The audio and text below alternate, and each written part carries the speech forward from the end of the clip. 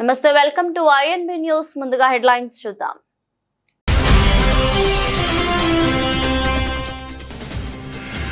భారత్ పాకిస్తాన్ మధ్య ఉద్రిక్తత పరిస్థితులపై అమెరికా ఉపాధ్యక్షుడు ఆసక్తికర వ్యాఖ్యలు. ఈ విషయంలో అమెరికా ఎట్టి పరిస్థితుల్లో జోక్యం చేసుకోదని స్పష్టీకరణ.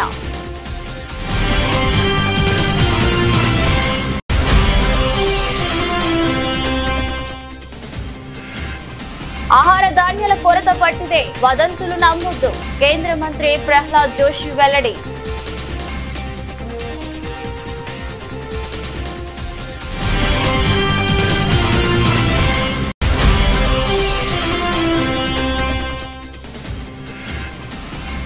మరోసారి మీడియా ముందుకు వచ్చిన వ్యోమికా సింగ్, సోఫియా ఖురేషి. దాయాది చర్యలకు భారత్ బలమైన సమాధానం ఇచ్చిందన్న మహిళా సైనికాధికారులు.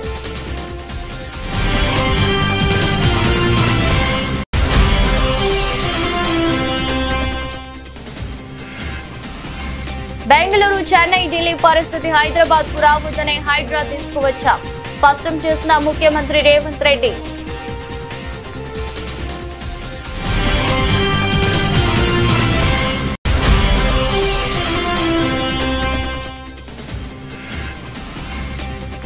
కీలక నిర్ణయాలు తీసుకున్న ఏపీ కేబినెట్. ఏపీ రాజధానికి అమరావతిని నిర్ధారిస్తూ తీర్మానం.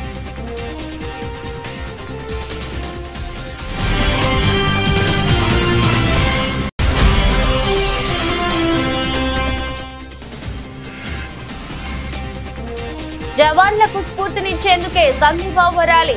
జాతీయ జెండాను భుజాన పెట్టుకుని పాల్గొన్న సీఎం రేవంత్ రెడ్డి.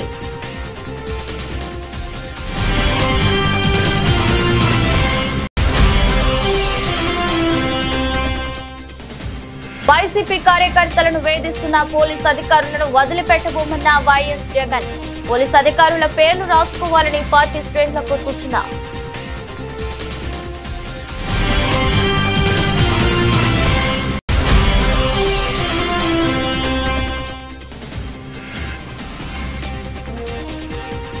అర్హులైన జర్నలిస్టులందరికీ ఇందిరమ్మ ఇండ్లు, స్పష్టం చేసిన మంత్రి పొంగులేటి శ్రీనివాస్ రెడ్డి.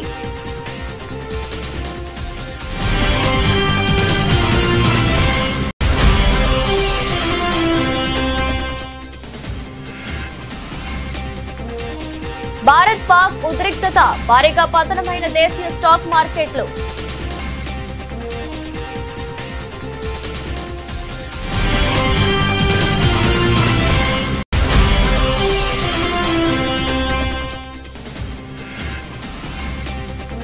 భారత్ పాక్ మధ్య ఉద్రిక్తత, IPL నిరవధిక వాయిదా.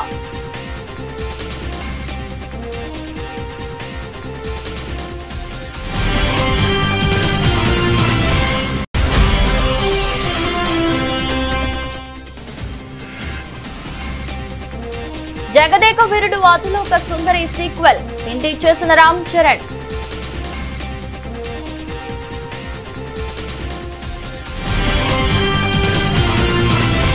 భారత్ పాకిస్తాన్ మధ్య ఉద్రిక్తత పరిస్థితులపై అమెరికా ఉపాధ్యక్షుడు JD వాన్స్ ఆసక్తికర వ్యాఖ్యలు చేశారు. అది తమకు సంబంధం లేని విషయమని తెలిపారు. అందులో అమెరికా ఎట్టి పరిస్థితుల్లో జోక్యం చేసుకోదని స్పష్టం చేశారు. దాయాది దేశాల మధ్య వివాదం తమకు సంబంధించినది కాదని, ఇరు దేశాలు అగ్రరాజ్యం నియంత్రణలో లేవని వాన్స్ పేర్కొన్నారు. అమెరికా ఉపాధ్యక్షుడు శుక్రవారం ఫాక్స్ న్యూస్ తో మాట్లాడుతూ, భారత్ పాక్ మధ్య నెలకొన్న వివాదం సాధ్యమైనంత త్వరగా సమసిపోవాలని అమెరికా కోరుకుంటుందన్నారు. అయితే ఈ దేశాలను తాము నియంత్రించలేమని, ప్రాథమికంగా భారత్ కు పాక్ తో విభేదాలు ఉన్నాయని తెలిపారు. ఈ విషయంలో యుఎస్ చేయగలిగేది ఏమిటంటే ఈ ఘర్షణను కొంచెం తగ్గించమని ఇరు దేశాలను కోరడం మాత్రమేనని ఆయన చెప్పుకొచ్చారు. అటు అధ్యక్షుడు డొనాల్డ్ ట్రంప్ కూడా భారత్ పాక్ మధ్య నెలకొన్న ఉద్రిక్తత పరిస్థితులు తొలగిపోవాలని కోరారు. ప్రస్తుతం రెండు దేశాలు పూర్తిగా విరుద్ధ అభిప్రాయాలతో ఉన్నాయని అన్నారు. కానీ వారు తమ మధ్య ఘర్షణలను ఆపగలరని ఆశిస్తున్నామన్నారు. తనకు రెండు దేశాలు బాగా తెలుసన్న ట్రంప్ యుద్ధాన్ని ఆపేందుకు ఏదైనా సహాయం కోరితే తప్పకుండా చేస్తానని స్పష్టం చేశారు. దేశంలో ఆహార ధాన్యాల కొరత ఏర్పడిందంటూ వ్యాపిస్తున్న వదంతులు పూర్తిగా నిరాధారమైనవని కేంద్ర ప్రభుత్వం స్పష్టం చేసింది. ప్రజలు ఆందోళన చెందనవసరం లేదని, మార్కెట్లలో అధికంగా కొనుగోలు చేయాల్సిన అవసరం లేదని కేంద్ర ఆహార ప్రజా పంపిణీ వినియోగదారుల వ్యవహారాల శాఖ మంత్రి ప్రహ్లాద్ జోషి తెలిపారు. గురువారం న్యూఢిల్లీలో మీడియాతో మాట్లాడిన మంత్రి దేశంలోని పలు ప్రాంతాల్లో ఆహార పదార్థాలు నిత్యావసర వస్తువుల కొరత ఉందంటూ కొందరు వ్యక్తులు ఉద్దేశపూర్వకంగా తప్పుడు సమాచారం వ్యాప్తి చేస్తున్నారని తెలిపారు. ప్రస్తుత పరిస్థితుల్లో ప్రజలను తప్పుదోవ పట్టించేందుకే కొందరు ఈ దుష్ప్రచారానికి పాల్పడుతున్నారని అన్నారు. దేశంలో ఆహార ధాన్యాలు నిత్యావసర వస్తువులకు ఎలాంటి కొరత లేదు. వాస్తవానికి అవసరానికి మించి నిల్వలు అందుబాటులో ఉన్నాయి. పంజాబ్ లోనూ ఇలాంటి తప్పుడు వార్తలు వ్యాప్తి చెందుతున్నట్లు నా దృష్టికి వచ్చింది. ప్రజలు ఇలాంటి వదంతులను నమ్మవద్దని మంత్రి జోషి స్పష్టం చేశారు. దేశవ్యాప్తంగా ఆహార ధాన్యాలు నిత్యావసరాల నిల్వలపై కేంద్ర ప్రభుత్వం సమీక్ష నిర్వహించిందని, ప్రతి చోట అవసరానికి మించి గణనీయంగా నిల్వలు ఉన్నట్లు నిర్ధారణ అయిందని ఆయన తెలిపారు. బియ్యం, గోధుమలు, శనగలు, కందిపప్పు, పెసలు వంటి అన్ని రకాల ధాన్యాలు, పప్పు ధాన్యాలు జాతీయ అవసరాలకు మించి అందుబాటులో ఉన్నాయని మంత్రి వివరించారు. ప్రజలు భయపడాల్సిన అవసరం లేదని, వదంతుల ఆధారంగా ఆందోళన చెంది మార్కెట్లకు పరుగులు తీసి అధికంగా ఖర్చు చేయవద్దని సూచించారు. పరిస్థితి పూర్తిగా అదుపులోనే ఉందని, సరఫరాలకు ఎలాంటి ఇబ్బంది లేదని మంత్రి భరోసా ఇచ్చారు. मुझे आज न्यूज आइटम मिला है पंजाब में, और इधर उधर से और कई इधर उधर से मैसेजेस आ रहा है कि food items, essential food items और अदर एसेंशियल आइटम्स का शॉर्टेज है। ऐसे कुछ अफवाह चलाने का कोशिश चल रहा है। मैं ये स्पष्ट रूप से कहना चाहता हूँ, जो भी हमारा नॉर्मल स्टॉक हमारे पास रहना चाहिए, उससे कई गुना ज़्यादा स्टॉक हमारे पास आज के दिन में, वो चावल हो, गेहूँ हो, दालें हो, ऐसे दाल में चना, तूर, मसूर, मूंग, ऐसे सभी सहित बहुत बड़ी मात्रा में हमारे पास आज के दिन में स्टॉक है। और इसी तरह और एसेंशियल आइटम का भी स्टॉक हमारा पास बहुत बड़ी मात्रा में है। मैं सिर्फ इतना निवेदन करना चाहता हूँ, कोई चिंता करने का ज़रूरत नहीं है। इस अफवाह का कोई अर्थ नहीं है। कुछ लोग ऐसे करने का कोशिश करने का संभावना है। सारे देश में हर जगह में हमारे स्टॉक बहुत बड़ी अच्छी मात्रा में, कई गुना हमारे जो रिक्वायरमेंट है उससे कई गुना ज़्यादा है। इसलिए कोई चिंतित होने का ज़रूरत नहीं है। कोई भी अर्जेंटली जाके खरीदने का भी ज़रूरत नहीं है। स्टॉक्स हमारे पास, जैसे मैंने पहले भी कहा, ज़बरदस्त है। इसीलिए मैं अपील करता हूँ, ऐसे कोई अफवाह का आप मन में न रखिए और दुकान को भागने का कोई ज़रूरत नहीं है। यही मेरा निवेदन है। సరిహద్దు గ్రామాల ప్రజలపై కాల్పులు జరిపి 16 మంది అమాయకులను పొట్టన పెట్టుకున్నందుకే ఇవాళ పాకిస్తాన్ పై దాడులు చేయాల్సి వచ్చిందని భారత వాయుసేన wing commander Vyomika Singh, colonel Sofiya Qureshi వెల్లడించారు. పహల్గామ్ ఉగ్రదాడికి ప్రతీకారంగా పాక్ పీఓకేలోని ఉగ్ర స్థావరాలపై భారత్ ఆపరేషన్ సింధూర్ చేపట్టి విజయవంతం కాగా, ఈ సాహసోపేత ఆపరేషన్ కు ఆర్మీ కల్నల్ సోఫియా ఖురేషీ, వాయుసేన వింగ్ కమాండర్ వ్యోమికా సింగ్ నేతృత్వం వహించారు. ఆపరేషన్ అనంతరం వారిద్దరూ మీడియా ముందుకు వచ్చి బ్రీఫింగ్ ఇచ్చారు. ఇవాళ పాక్ పై ఆపరేషన్ సింధు 2.0 అనంతరం వ్యోమికా సింగ్, సోఫియా ఖురేషీ మరోసారి మీడియా ముందుకొచ్చారు. జమ్మూ కాశ్మీర్ లోని నియంత్రణ రేఖ వెంబడి పాకిస్తాన్ సైన్యం తన దుందుడుకు చర్యలను మరింత తీవ్రతరం చేస్తుందని, అకారణంగా జరుపుతున్న కాల్పుల కారణంగా 3 మహిళలు, 5 చిన్నారులతో సహా మొత్తం 16 మంది అమాయక భారతీయులు ప్రాణాలు కోల్పోయారని వెల్లడించారు. పాకిస్తాన్ దుశ్చర్యలకు భారత సైనిక దళాలు దిటుగా ప్రతిస్పందించాయని తెలిపారు. आज सुबह भारतीय सशस्त्र बलों ने पाकिस्तान के कई स्थानों पर वायु रक्षा रडार और प्रणालियों को निशाना बनाया। भारत की प्रतिक्रिया समान क्षेत्र में समान तीव्रता के साथ की गई। यह विश्वसनीय रूप से ज्ञात हुआ कि लाहौर में स्थित एक वायु रक्षा प्रणाली को निष्क्रिय कर दिया गया। Today morning, Indian Armed Forces targeted air defense radars and systems at a number of locations in Pakistan. Indian response has been in the same domain with the same intensity as Pakistan. It has been reliably learnt that an air defense system at Lahore has been neutralized. Pakistan ने नियंत्रण रेखा पर आकरण गोलीबारी की तीव्रता बढ़ा दी है, जिसमें कुपवाड़ा, बारामूला, उरी, पुंछ, मेंढर और राजौरी क्षेत्रों में मोर्टार और भारी तोपखाने का इस्तेमाल किया जा रहा है। Pakistan has increased the intensity of its unprovoked firing across the line of control using mortar and heavy caliber artillery in areas in Kupwara, Baramulla, Uri, Poonch, Mendhar and Rajouri sectors in Jammu and Kashmir. 16 innocent lives have been lost, including 3 women and 5 children due to the Pakistani firing. Here too, India was compelled to respond to bring mortar and artillery fire from Pakistan to a halt. Indian Armed Forces reiterate their commitment to non-escalation, provided it is respected by the Pakistan military. Hyderabad నగరం దేశంలోని ఇతర మహానగరాలు ఎదుర్కొంటున్న తీవ్ర సమస్యల బారిన పడకుండా చూడటమే తమ ప్రభుత్వ లక్ష్యమని ముఖ్యమంత్రి రేవంత్ రెడ్డి స్పష్టం చేశారు.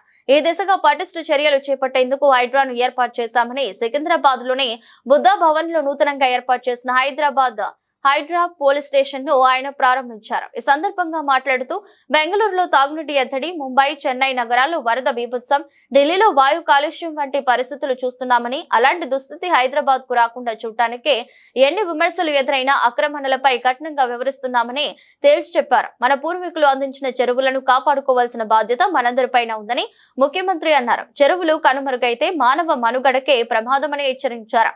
450 ఏళ్ల ఘన చరిత్ర కలిగిన హైదరాబాద్ నగరాన్ని పరిరక్షించడంలో హైడ్రా కీలక పాత్ర పోషిస్తుందని విశ్వాసం వ్యక్తం చేశారు.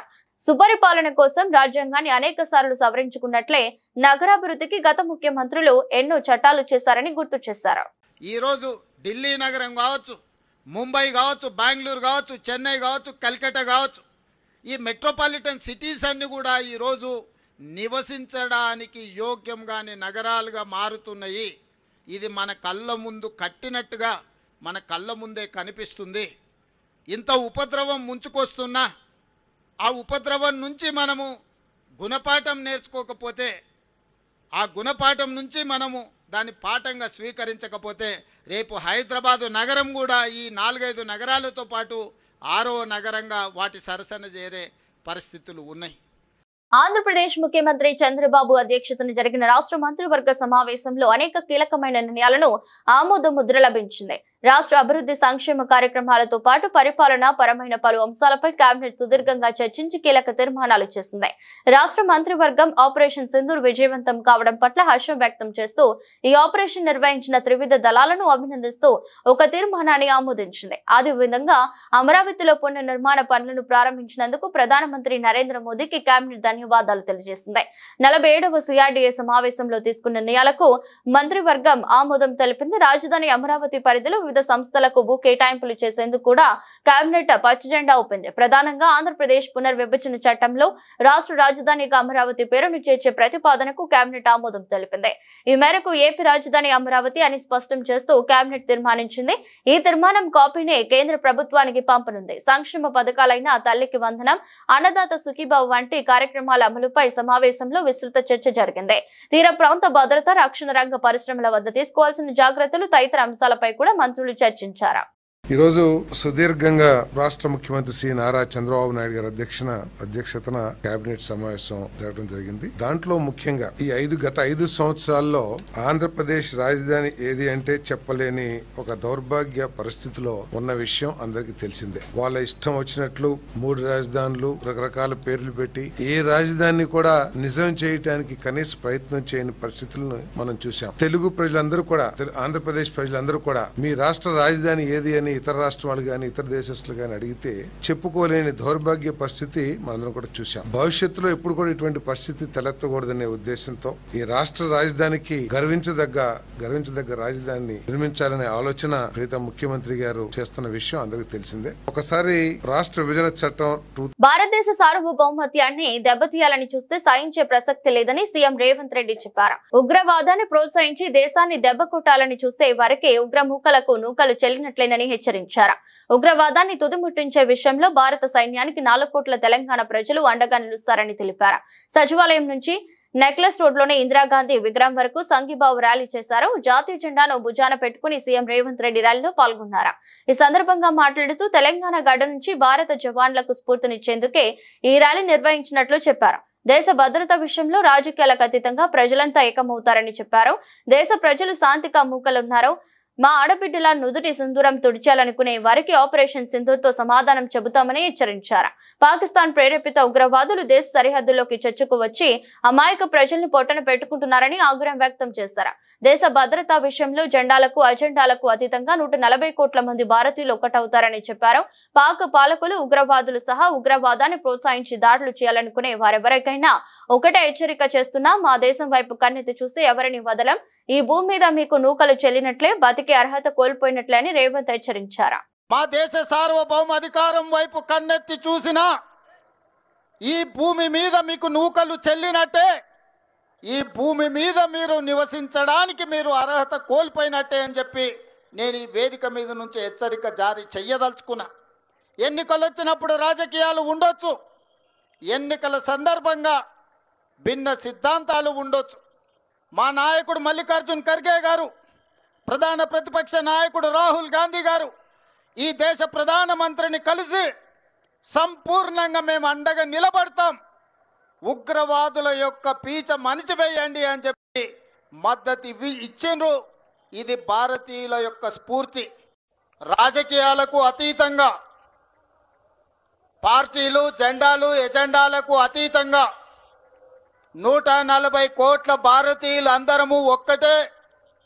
ఈ భారత మాత రక్షణలో మనమందరం ఏకమై మన సార్వభౌమ అధికారం మీద ఎవరు దాడి చేసినా వాళ్లను వదలబోమనే సందేశాన్ని ఈ తెలంగాణ నడిగడ్డ మీద నుంచి భారత వీర జవాన్లకు మనము అండగా నిలబడి వాళ్లకు ఒక స్ఫూర్తిని ఇవ్వడానికి, ఈరోజు మన వీర జవాన్లకు అండగా నిలబడడానికి ఇక్కడికి విచ్చేసినందుకు వైసీపీ కార్యకర్తలను ఇబ్బందులకు గురి చేస్తున్న ఏ ఒక్కరిని వదిలిపెట్టబోమని, అలాంటి పోలీసు అధికారుల పేర్లు రాసుకోవాలని పార్టీ అధినేత మాజీ ముఖ్యమంత్రి వైఎస్ జగన్మోహన్ రెడ్డి తీవ్ర స్వరంతో హెచ్చరించారు. పార్టీ కార్యకర్తలకు అండగా నిలుస్తానని, జగన్ 2.0లో వారికి అత్యంత ప్రాధాన్యత కల్పిస్తానని ఆయన భరోసా ఇచ్చారు. వైసీపీ కేంద్ర కార్యాలయంలో అన్నమయ్య జిల్లా రాజంపేట మున్సిపాలిటీ, చిత్తూరు జిల్లా కుప్పం నియోజకవర్గం, రామకుప్పం మండలం, శ్రీ సత్యసాయి జిల్లా మడకసిర మున్సిపాలిటీ, పెనుగుంట నియోజకవర్గం, రొద్దం మండలానికి చెందిన ఎంపీపీలు, వైస్ ఎంపీపీలు, మున్సిపల్ చైర్పర్సన్లు, వైస్ చైర్పర్సన్లు, కౌన్సిలర్లు, ఎంపీటీసీలతో పాటు ఆయా జిల్లాల ముఖ్య నేతలతో జగన్ ప్రత్యేకంగా సమావేశమయ్యారు. ఈ సందర్భంగా జగన్ మాట్లాడుతూ, కేవలం వైసీపీని ప్రేమించినందుకు, అభిమానించినందుకు కార్యకర్తలు అనేక బాధలు పడుతున్నారని, వారి ఆవేదనను తాను చూస్తున్నానని అన్నారు. మీ బాధలు చూస్తున్నాను, హామీ ఇస్తున్నాను, ఎవరిని వదలం. ఎక్కడున్నా సరే కార్యకర్తలను ఇబ్బంది పెడుతున్నా పోలీసు అధికారుల పేర్లు రాసుకోండి. అధికారంలోకి వచ్చాక వారిని చట్టం ముందు నిలబెడతామని జగన్ స్పష్టం చేశారు. సంవత్సరం కళ్ళు మూసుకుంటూ అయిపోయింది. చూస్తా సంవత్సరం అయిపోయింది. మీ అందరికీ గుర్తుండే ఉంటుంది, మన 5 సంవత్సరాలు 2019 నుంచి 24 కళ్ళు మూసుకొని కళ్ళు తెరిచేసరికి ఎట్ట అయిపోయిందా? ఈ సంవత్సరం కూడా కళ్ళు మూసుకొని కళ్ళు తెరిచేసరికి ఎట్ట అయిపోయిందా? ఇంకా కళ్ళు మూసుకొని కళ్ళు తెరిచేసరికి మరో 3 ఏళ్ళు కూడా అదే మాదిరిగానే అయిపోతుంది. ఈ 3 ఏళ్ళు మాత్రం ఎట్టునో గట్టిగా ఈ చంద్రబాబు నాయుడు గారి ప్రభుత్వం పోయేదానికోసం శాయశక్తుల అందరం కష్టపడదాం, ప్రతి అడుగు ముందుకేద్దాం. 3 ఏళ్ళు, దీని తర్వాత వచ్చేది మళ్ళీ మన ప్రభుత్వమే. ఆ తర్వాత చంద్రబాబు నాయుడు గారికి, తెలుగుదేశం పార్టీకి సినిమా ఎట్ట చూపించాలో మనం చూపిస్తాం. ఎవడెవడైతే అధికారి, ఎవడెవడైతే వైఎస్ఆర్సీపీ కార్యకర్తను ఎవడెవడైతే ఇబ్బంది పెట్టాడో వాళ్ళందరినీ కూడా చూస్తూ ఊరుకోము. చట్టం మీద దోషులుగా నిలబెడతాము. ఒకవేళ వాళ్ళు రిటైర్ అయిపోయి వెళ్ళిపోయినా, లేకపోతే వాళ్ళు దేశం విడిచిపెట్టిపోయినా కూడా ఎవరిని వదిలిపెట్టం. 7 సముద్రాల అవతలున్నా కూడా అందరినీ కూడా పిలిపించే కార్యక్రమం చేస్తాం. పిలిపించిన తర్వాత సినిమా మామూలుగా ఉండదు. సినిమా మాత్రం అదో లెవెల్లో ఉంటుంది. సినిమా మాత్రం అర్హులైన జర్నలిస్టులందరికీ ఇందిరమ్మ ఇండ్లు మంజూరు చేస్తామని రాష్ట్ర రెవెన్యూ, హౌసింగ్, సమాచార, పౌర సంబంధాల శాఖ మంత్రి పొంగులేటి శ్రీనివాస్ రెడ్డి ప్రకటించారు. గ్రామీణ ప్రాంతాల్లో నిరుపేదలైన జర్నలిస్టులకు, అలాగే వృత్తి నిర్వహణలు చనిపోయిన జర్నలిస్టుల కుటుంబాలకు అత్యంత ప్రాధాన్యతనిస్తామని తెలిపారు. వృత్తి నిర్వహణలో చనిపోయిన జర్నలిస్టుల కుటుంబాలకు నెలసరి పెన్షన్, తీవ్ర అనారోగ్యం, ప్రమాదాలకు గురై వృత్తి నిర్వహించలేక స్థితిలో ఉన్న జర్నలిస్టులకు శుక్రవారం నాడు నాంపల్లిలోని ప్రెస్ అకాడమీ కార్యాలయంలో చెక్కులు అందజేశారు. ఈ సందర్భంగా మాట్లాడుతూ మండల నియోజకవర్గ స్థాయిలో పనిచేస్తున్న జర్నలిస్టులను ఆదుకోవడానికి ప్రత్యేక కార్యాచరణ రూపొందిస్తామని తెలిపారు. మంచిని మంచిగా, నిజాన్ని నిర్భయంగా సమాజానికి తెలియజేసే దాంట్లో ఎంతో మంది జర్నలిస్టులు ఆనిముత్యాలుగా పనిచేస్తున్నారని ప్రశంసించారు. జర్నలిస్టు వృత్తిని నమ్ముకుని తన జీవితం మొత్తం ఆ వృత్తికి అంకితమైన వాళ్ళు ఎంతో మంది ఉన్నారని అన్నారు. ఆనాటి ప్రభుత్వం అసంపూర్తిగా వదిలేసిన ప్రెస్ అకాడమీ భవనాన్ని చిన్న మరమ్మతులు పూర్తి చేసుకుని ఈ నెల చివరిలోగా ప్రారంభిస్తామని తెలిపారు. నాకు తెలిసి ఈ ప్రభుత్వం వచ్చిన తర్వాత ఇందాక పెద్దలు శ్రీనివాస్ రెడ్డి గారు చెప్పినట్లు గతంలో ఒకసారి రవీంద్ర భారతిలో చేసుకున్నాం. ఈరోజు రెండవసారి చనిపోయిన జర్నలిస్టులు 38 మంది కుటుంబాలకు, అదే రకంగా వివిధ కారణాల చేత యాక్సిడెంట్లో వికలాంగులైన ఇంకా 8 మంది వారికి ₹1,00,000 చొప్పున ఈ నిధి నుంచి వచ్చే వడ్డీ ద్వారా వచ్చే సొమ్ము నుంచి వీళ్ళకి ఇస్తూ, చనిపోయిన కుటుంబంలో పిల్లలు ఎవరైతే చదువుకుంటున్నారో 5 సంవత్సరాలకు, ఇందాక శ్రీనివాస్ రెడ్డి గారు చెప్పినట్లు 5 సంవత్సరాల వరకు వారికి కూడా స్టైఫండ్ లాగా ప్రతి సంవత్సరం ఒక కిడ్ అయితే 3,000, రెండో కిడ్ ఉంటే ఇంకొక 2,000 యాడ్ చేసి ఇచ్చే ఒక మంచి సాంప్రదాయం. అంటే ఈ డబ్బుతోనే ఆ కుటుంబం పూర్తిగా సెటిల్ అవుతుంది అని నేనైతే అనను, కానీ వేడి నీళ్ళకి చన్నీళ్ళు అన్నట్లు వాళ్ళకి కూడా అయ్యో ఇప్పటిదాకా ఈ వృత్తిలో పనిచేసిన నా భర్తో నా కుటుంబ సభ్యులు అకస్మాత్తుగా మమ్మల్ని వదిలేసిపోతే ఈ వ్యవస్థే మమ్మల్ని మర్చిపోయింది అనుకోకుండా ఉండే విధంగా మేము మీకు అండగా ఉన్నాం, భరోసాగా ఉన్నాం, డబ్బే కాదు అన్ని రకాలుగా మీ వెన్నుదన్నుల్లో ఉంటామని చెప్పే ఒక సంఘీభావం చెప్పే ఒక మంచి సాంప్రదాయం. భారత్ పాకిస్తాన్ మధ్య ఉద్రిక్తతలు తీవ్ర రూపం దాల్చడంతో శుక్రవారం ఉదయం భారత్ స్టాక్ మార్కెట్లు భారీ అమ్మకాలు ఒత్తిడికి లోనయ్యాయి. ఫలితంగా కీలక సూచీలు కుప్పకూలాయి. బాంబే స్టాక్ ఎక్స్చేంజ్ సెన్సెక్స్ 800 పాయింట్లకు పైగా పతనమవ్వగా, నేషనల్ స్టాక్ ఎక్స్చేంజ్ నిఫ్టీ 50 సూచీ కీలకమైన 200 రోజుల ఎక్స్పోనెన్షియల్ మూవింగ్ యావరేజ్ మద్దతు స్థాయి అయిన 24,050 పాయింట్ల దిగువకు చేరింది. నిఫ్టీ 50 సూచీ నేటి ఉదయం 23,935 పాయింట్ల వద్ద నష్టాలతో ప్రారంభమైంది. ఆరంభంలో కొంత విలువ ఆధారిత కొనుగోలు జరగడంతో 24,000 పాయింట్ల స్థాయికి చేరువగా వచ్చినప్పటికీ కీలకమైన 200 నుండి డిఈఎంఏ మద్దతు స్థాయి అయిన 24,050 పాయింట్ల దిగువనే ట్రేడ్ అవుతుంది.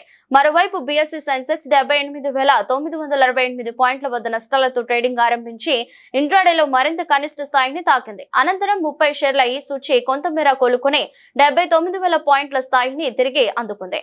అయినప్పటికీ గత ముగింపుతో పోలిస్తే 800 పాయింట్లకు పైగా నష్టపోయి సుమారు 79,925 పాయింట్ల వద్ద కొనసాగుతుంది. ప్రధాన బ్యాంకింగ్ షేర్లతో కూడా అమ్మకాలు వెలువెత్తాయి. బ్యాంక్ నిఫ్టీ సూచీ నేడు 53,595 పాయింట్ల వద్ద నష్టాలతో ప్రారంభమై ట్రేడింగ్ మొదలైన కొద్ది నిమిషాల్లోనే 53,525 పాయింట్ల కనిష్ట స్థాయికి పడిపోయింది. స్టాక్ మార్కెట్ నిపుణుల అభిప్రాయం ప్రకారం భారత స్టాక్ మార్కెట్లలో ఈ భారీ పతనానికి ప్రధానంగా 5 కారణాలున్నాయి. భారత్ పాకిస్తాన్ మధ్య వివాదం ఊహించని దానికంటే తీవ్ర స్థాయికి చేరడం మొదటిది కాగా, బలహీనమైన అంతర్జాతీయ సంకేతాలు, అమెరికా డాలర్ విలువ పెరగటం, ముడి చమురు ధరలలో విలువ ఆధారిత కొనుగోల కారణంగా ధరలు పెరగటం, భారత అమెరికా వాణిజ్య ఒప్పందం చర్చలలో స్పష్టమైన ఫలితం వెలువడకపోవడం వంటివి ఇతర కారణాలుగా వారు విశ్లేషిస్తున్నారు. భారత్ పాకిస్తాన్ మధ్య ఉద్రిక్తత పరిస్థితులు నెలకొన్న నేపథ్యంలో బీసీసీఐ కీలక నిర్ణయం తీసుకున్నది. ఇండియన్ ప్రీమియర్ లీగ్ ను నిరవధికంగా వాయిదా వేసింది. ధర్మశాలలో గురువారం పంజాబ్, ఢిల్లీ మధ్య జరిగిన మ్యాచ్ అర్ధతారంగా నిలిచిపోయిన విషయం తెలిసిందే. జమ్మూ కాశ్మీర్ పఠాన్ కోట్ లో పాకిస్తాన్ డ్రోన్ వైమానిక దాడుల నేపథ్యంలో బ్లాక్అవుట్ కారణంగా మ్యాచ్ కు అంతరాయం ఏర్పడింది. ఆ తర్వాత మ్యాచ్ ను కొనసాగించలేమన్న బీసీసీఐ మ్యాచ్ ను అర్ధాంతరంగా రద్దు చేసింది. ఫ్లడ్ లైట్ లోపం కారణంగా మ్యాచ్ నిలిచిపోయింది. ప్రేక్షకులు ఆటగాళ్లను మైదానం బయటకు తీసుకువచ్చింది. సాంకేతిక లోపం కారణంగా మ్యాచ్ రద్దు చేసినట్లు బీసీసీఐ పేర్కొంది. ధర్మశాల నుంచి క్రికెటర్లతో పాటు సిబ్బంది, బ్రాడ్కాస్టింగ్ సిబ్బందిని తరలించేందుకు బీసీసీఐ ప్రత్యేకంగా రైళ్లను పంపింది.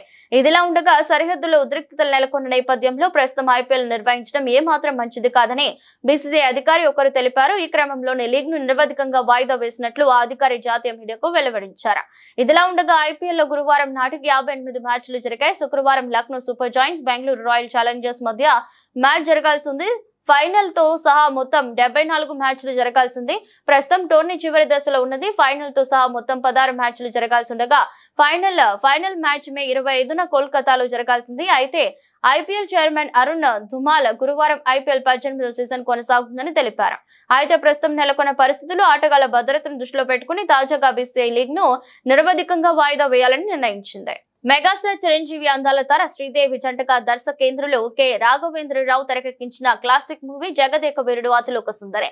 వైజయంతి మూవీస్ బ్యానర్ మీద అశ్వనీ దత్ నిర్మించిన ఈ చిత్రం నేటితో 35 ఏళ్లు పూర్తి చేసుకుంది. ఈ క్రమంలో జగదేక వీరుడు అతిలోక సుందరి రిలీజ్ చేస్తున్నారు.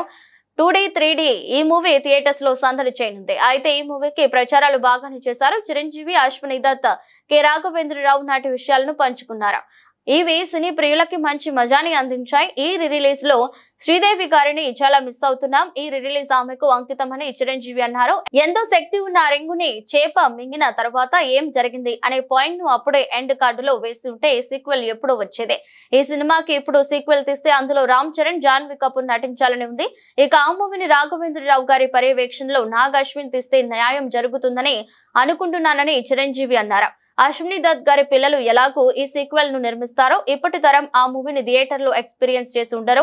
ఇప్పటి తరం ఈ రిలీజ్ ను ఎంజాయ్ చేయండి అని చిరు చెప్పుకొచ్చారు. ఇక రామ్ చరణ్ మాట్లాడుతూ, మా తరానికి అసలు సిసలు సోషియో ఫ్యాంటసీ అంటే ఈ సినిమానే. నాకు ఆ ఆంజనేయుడిని మీద ఏ వయసులో ఎలా భక్తి మొదలైందో అంత ఖచ్చితంగా చెప్పలేను, కానీ ఈ చిత్రంలో జై చిరంజీవి అనే పాటను చూసిన తర్వాత నాకు భక్తి మొదలైందన్నట్టుగా గుర్తుంది. ఇది డ్రీమ్ టీమ్ అని మా తరం అంతా నమ్ముతుంది. లెజెండ్స్ అంతా కలిసి ఈ చిత్రం కోసం పనిచేశారు. చిరంజీవి గారు, శ్రీదేవి గారు, రాఘవేంద్రరావు గారు, అశ్విని దత్, ఇళయరాజా, ఎండమూరి, పరుచూరి, విన్సెంట్ ఇలా అందరూ లెజెండ్స్ కలిసి పనిచేశారు. మళ్ళీ ఈ టీం అంతా కలిసి పనిచేయలేదు కాబట్టి డ్రీమ్ టీమ్ అంటున్నా. అయితే చిత్రంలో చివరిలో చూపించినట్టుగా ఆ రింగు ఏమైంది, ఆ చేప ఎక్కడుంది అనే విషయాలకు నాగ్ అశ్విన్ సమాధానం చెప్పాలి. ఇది రిక్వెస్ట్ కాదు, ఇది మా డిమాండ్ అని అన్నారు రామ్ చరణ్. ఈ హంగామా చూస్తుంటే సీక్వెల్ త్వరలో సెట్స్ పైకి వెళ్ళనా ఆశ్చర్యపోనక్కర్లేదు. వార్తలు ముగించే ముందు మరోసారి హెడ్లైన్స్.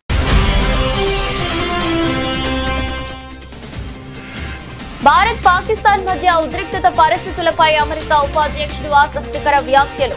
ఈ విషయంలో అమెరికా ఎట్టి పరిస్థితుల్లో జోక్యం చేసుకోదని స్పష్టీకరణ.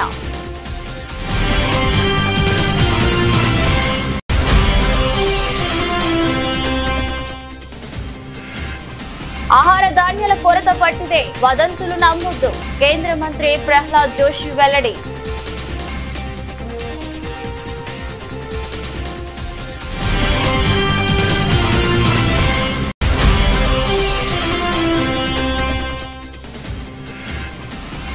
మరోసారి మీడియా ముందుకు వచ్చిన వ్యోమికా సింగ్, సోఫియా ఖురేషి. దాయాది చర్యలకు భారత్ బలమైన సమాధానం ఇచ్చిందన్న మహిళా సైనికాధికారులు.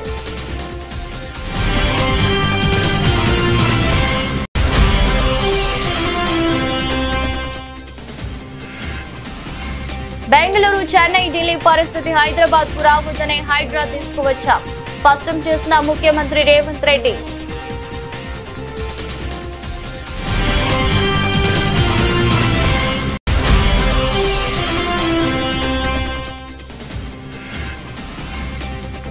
కీలక నిర్ణయాలు తీసుకున్న ఏపీ కేబినెట్. ఏపీ రాజధానిగా అమరావతిని నిర్ధారిస్తూ తీర్మానం.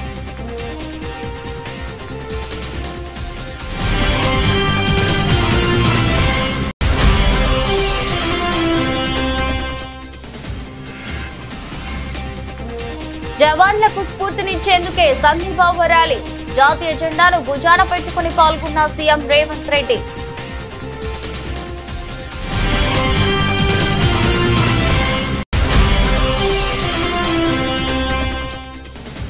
వైసీపీ కార్యకర్తలను వేధిస్తున్న పోలీస్ అధికారులను వదిలిపెట్టబోమన్న వైఎస్ జగన్. పోలీస్ అధికారుల పేర్లు రాసుకోవాలని పార్టీ శ్రేణులకు సూచన.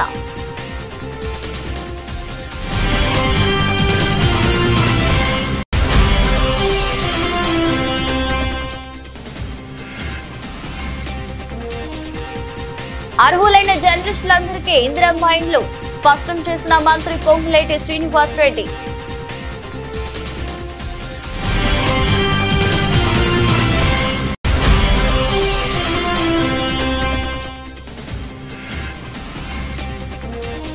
భారత్ పాక్ ఉద్రిక్తత భారీగా పతనమైన దేశీయ స్టాక్ మార్కెట్లు.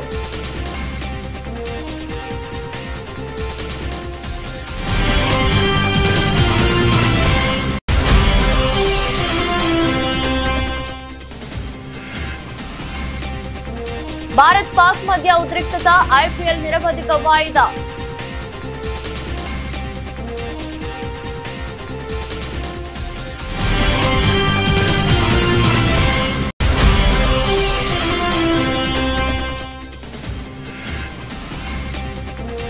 జగదేక వీరుడు అతిలోక సుందరి సీక్వెల్ ఇంటి చేసిన రామ్ చరణ్.